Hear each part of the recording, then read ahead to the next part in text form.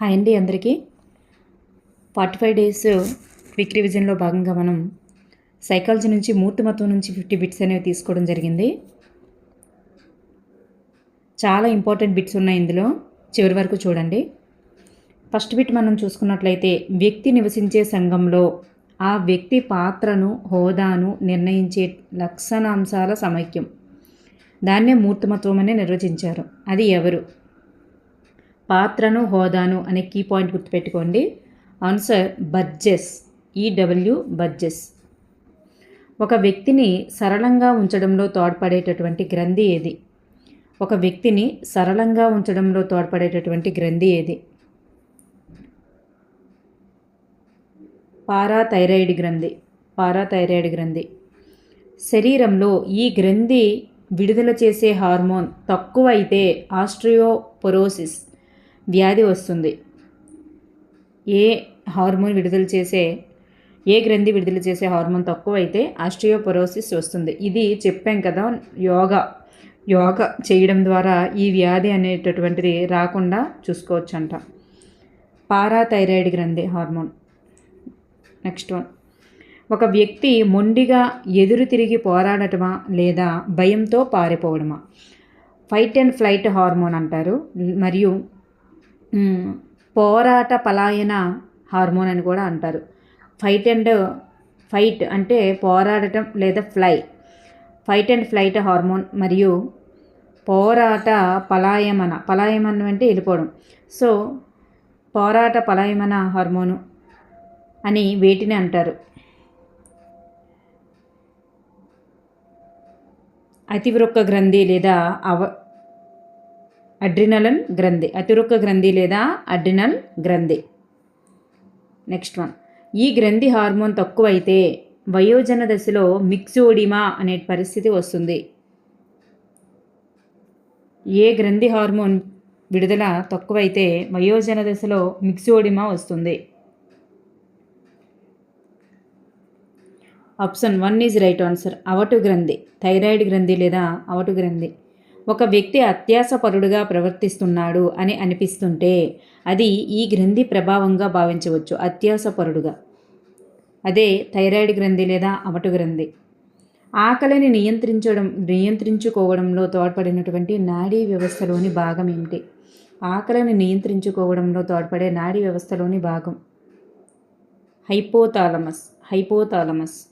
ఈ క్రింది వానిలో సరి అయిన జత ఏది?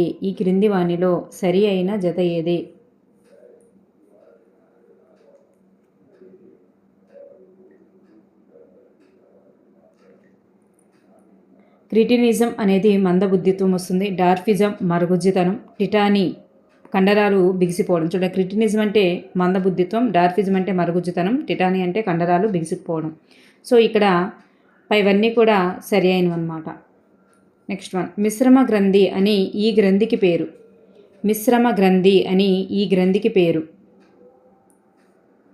క్లోమ గ్రంథి. ఈ క్రింది వానిలో మూర్తిమత్వ లక్షణాలు కానిది ఏమిటి? మూర్తిమత్వం అనేది లక్షణాంశ సమగ్ర స్వరూపం. ఇది స్థిరంగా ఉండదన్నాం కాబట్టి ఇదే రైట్ ఆన్సర్ కాదు.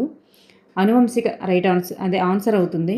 అనువంశికత మరియు పరిసరాల యొక్క సమిష్టి ఉత్పన్నం మూర్తిమత్వం. మూర్తిమత్వాన్ని అంచనా వేయవచ్చు, నిర్దిష్టంగా కొలవవచ్చు కూడా. నెక్స్ట్ వన్, వ్యక్తి నిర్మాణాన్ని సమగ్రంగా వివరించేటటువంటి సిద్ధాంతం ఏది? నిర్మితి సిద్ధాంతం.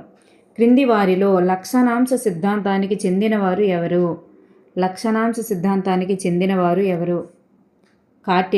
కాటిల్ లక్షణాంశ సిద్ధాంతాన్ని చెందుతారు. వీళ్ళు ముగ్గురు రూప సిద్ధాంతాన్ని చెందుతారన్నమాట. నెక్స్ట్ వన్, ఒక వ్యక్తి తన జీవితంలో ప్రాధాన్యం ఇచ్చేటటువంటి విలువల ఆధారంగా అందరినీ 6 రకాల మూర్తిమత్వ కలవారుగా విభజన చేసిన వారు ఎవరు? ఒక వ్యక్తి తన జీవితంలో ప్రాధాన్యం ఇచ్చేటటువంటి విలువల ఆధారంగా వ్యక్తులందరినీ కూడా 6 రకాల మూర్తిమత్వ కలవారిగా విభజన చేసిన వారు స్ప్రాంజర్. రవి అనే విద్యార్థి ఇతర పిల్లలతో చాలా కలుపుగోలుగా ఉంటూ, ఆనందంగా చురుకుగా ఉంటూ, స్కూల్లో తానే నాయకుడిగా వ్యవహరిస్తూ ఉంటే కార్ల్ యూంగ్ ప్రకారం ఆ విద్యార్థి దేనికి చెందుతాడు? బహిర్వర్తనుడు. మనోవిశ్లేషణ సిద్ధాంతాన్ని ప్రతిపాదించిన శాస్త్రవేత్త ఎవరు? మనోవిశ్లేషణ సిద్ధాంతాన్ని ప్రతిపాదించిన శాస్త్రవేత్త సిగ్మండ్ ఫ్రాయిడ్. మానసిక ఆరోగ్య ఉద్యమ మూల పురుషుడు ఎవరు? మానసిక ఆరోగ్య ఉద్యమ మూల పురుషుడు ఎవరు? Clifford bears. A mind that found it self అనే గ్రంథము ఈ అంశం గురించి వివరించింది. మానసిక ఆరోగ్యం గురించి. సిగ్మండ్ ఫ్రాయిడ్ ప్రకారం పిల్లవాడికి a mind that found itself ఎవరికి సంబంధించిన గ్రంథం అంటే క్లిఫర్డ్ బీర్సే మానసిక ఆరోగ్యం మీద రాశారు. సిగ్మండ్ ఫ్రాయిడ్ ప్రకారం పిల్లవాడికి టాయిలెట్ ట్రైనింగ్ ఇవ్వవలసిన దశ ఏది? శిశ్న దశ. ఒక సన్నివేశంలో వ్యక్తి ఏం చేస్తాడో ప్రాగుప్తీకరించడానికి దోహదం చేసేది మూర్తిమత్వం అని నిర్వచించిన వారు ఎవరు? కార్టిల్.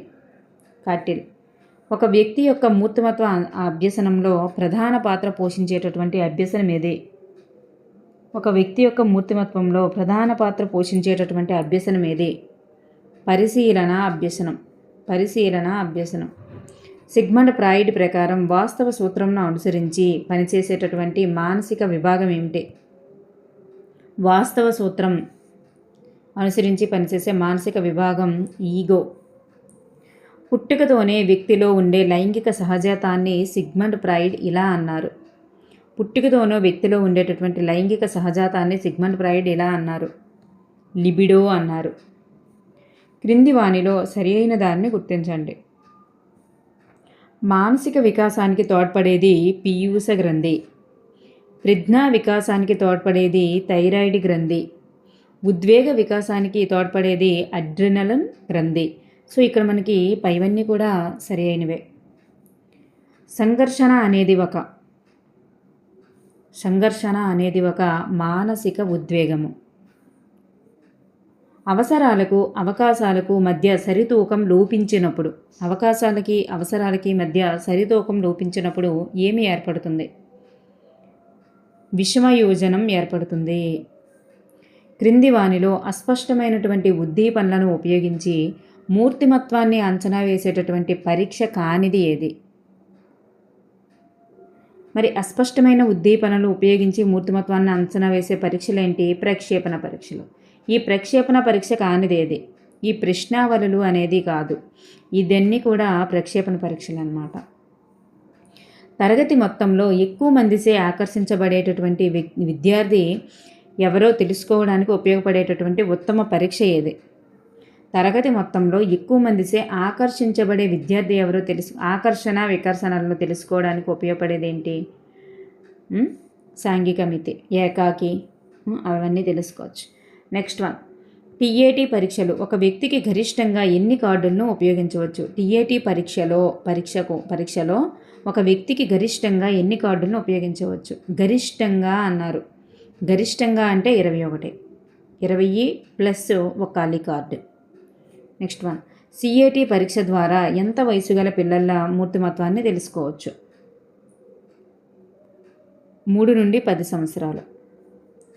16 పిఎఫ్ అనేటటువంటిది ఏంటి, దేనికి చెందుతుందని కూడా అంటారు. ఇది ఒక ప్రశ్నావళి అని గుర్తుపెట్టుకోండి. 16 పిఎఫ్ అనేది పర్సనాలిటీ ఫ్యాక్టర్స్. ప్రశ్నావళిని అభివృద్ధి పరిచిన వారు ఎవరు? R B Cattell. అధికంగా ఉద్రేకపడటం అనే మానసిక రుగ్మత దేనికి చెందుతుంది? హైపోమానియా. ది విన్లాండ్ సోషల్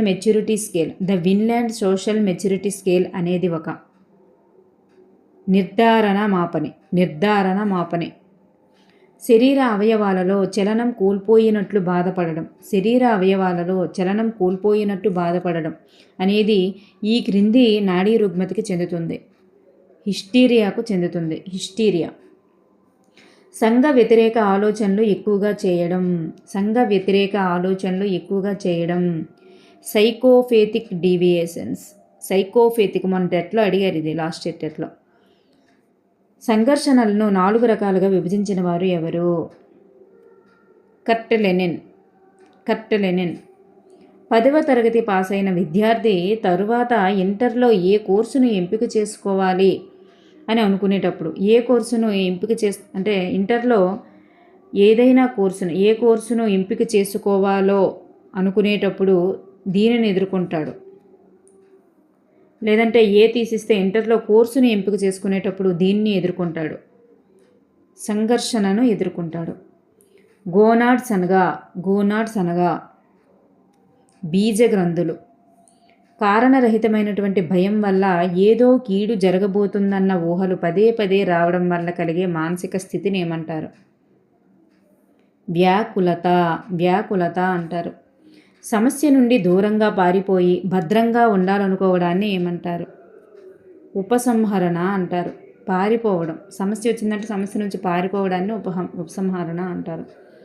ప్రయత్నపూర్వక విస్మృతి అంటే బలవంతంగా తనకు తానుగా బలంగా మర్చిపోవడం, ప్రయత్నపూర్వకంగా మర్చిపోవడం ట్రై చేయడం, దాన్ని ఏమంటారు? దమనం. తనకి ఇష్టం లేని వాటిని ప్రయత్నపూర్వకంగా మర్చిపోవడానికి ట్రై చేస్తుంటారు, అది దమనం అంటారు. స్నేహితునిపై ప్రేమ లేకపోయినప్పటికీ చాలా ప్రేమ ఉన్నట్లుగా ప్రకటించడంలో వ్యక్తి ఉపయోగించినటువంటి రక్షణ తంత్రం ఏంటి? ప్రతిచర్య నిర్మితి. ఇష్టం లేని దృశ్యాలను చూడకుండా ఉండడంలో ఉపయోగించే రక్షణ తంత్రం ఏంటి? నిరాకరించడం, అంటే దానికి ఇష్టం లేదు కాబట్టి. వ్యక్తిని విషమయోజనానికి గురి చేసేటటువంటి ప్రధాన అంశం ఏమిటి? విషమయోజనానికి ఎప్పుడు గురవుతారు అంటే ఒత్తిడి కలిగినప్పుడు, కుంటడం ఏర్పడినప్పుడు, సంఘర్షణ ఏర్పడినప్పుడు ఆ వ్యక్తి విషమయోజనానికి గురవుతాడు. సో పై అన్ని సందర్భాల్లో కూడా వ్యక్తి ఆటంకాలను అధిగమించి అవసరాలను తీర్చుకోవడంలో కనబరిచేటటువంటి వైవిధ్యమే సర్దుబాటు అని డిక్షనరీ ఆఫ్ సైకాలజీలో తెలిపినటువంటి శాస్త్రవేత్త ఎవరు? JP Chaplin. Dictionary of psychology గ్రంథ రచయిత కూడా జేపీ చాప్లినే. సాంఘిక మితిని ప్రవేశపెట్టిన వారు ఎవరు? L Marino. మానవ దేహంలో అతి ప్రధానమైన గ్రంథి ఏది? పీయూష గ్రంథి. ఇడిపస్ కాంప్లెక్స్లో ప్రత్యర్థి ఎవరు? ఎలక్ట్రో కాంప్లెక్స్లో ప్రత్యర్థి తల్లి, ఇడిపస్ కాంప్లెక్స్లో ప్రత్యర్థి తండ్రి. పర్సోనా అనేది ఏ భాషా పదం? పర్సోనా అంటే ముసుగు. పర్సోనా అనేది ఏ భాషా పదం? లాటిన్ భాషా పదం. శాస్త్రవేత్తలు, కవులు, రచయితలు యూంగ్ ప్రకారం దేనికి చెందుతారు? వీళ్ళందరూ కూడా అంతర్వర్తనులకి చెందుతారు. థైరాక్సిన్ విడుదలకు అవసరమైనటువంటి ఖనిజ లవణం ఏంటి?